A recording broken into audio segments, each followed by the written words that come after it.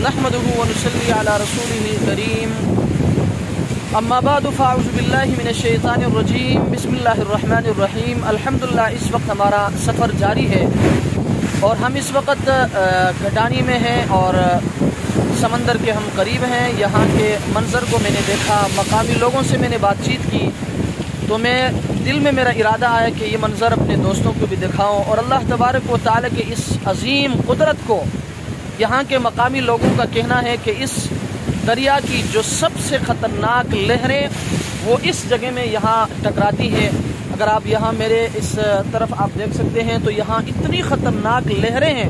यहाँ के लोगों का कहना है कि अल्लाह तबारक व तआला की कुदरत का एक अजीम करिश्मा है कि अल्लाह तबारक व तआला इन लहरों से इस इलाके को बचाने के लिए, यहाँ के मकामी लोगों को बचाने के लिए अल्लाह तबारक व तआला ने इतने बड़े बड़े पहाड़ यहाँ पर खड़ा कर दिए। यकीन मानिए अल्लाह की अजीब शान है। यहाँ के लोगों का कहना है कि इस वक्त जो इस दरिया के समंदर की जो सबसे ख़तरनाक लहरें हैं वो यहाँ अगर इन पहाड़ों से टकराती हैं, आप देख सकते हैं, आपको आवाज़ भी आ रहा होगा कि यहाँ जब लहरें इस मौज इस पहाड़ों के साथ जब टकराते हैं ऐसा लगता है जैसे धमाका हो गया है।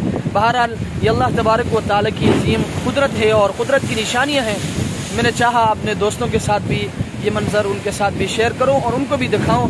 अल्लाह तबारक व तआला हम सबको अल्लाह तबारक व तआला की इन अजीम कुदरतों को देखकर इनसे सबक हासिल करने की अल्लाह तबारक व तआला हम सबको तौफीक अता फरमाए।